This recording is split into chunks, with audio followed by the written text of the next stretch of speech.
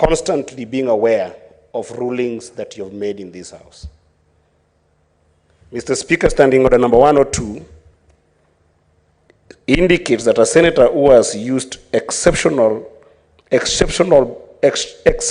words and declines to explain or retract the words or to offer apologies for the use of the words to the satisfaction of the Speaker shall be deemed to be disorderly and shall be dealt with in accordance with the rules pertaining to disorderly conduct, which are further advanced in 122 all the way to 126, Mr. Speaker.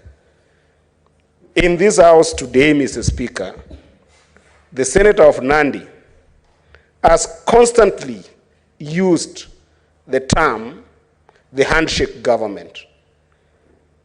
And Senator Sifuna has been on this floor a number of times asking him to substantiate what the handshake governments mean, when it was voted under our laws in this country, and who headed that government in the best understanding of Kenyans. And he keeps on using that term in this House and misleading the House with that term, ending up misleading the entire country.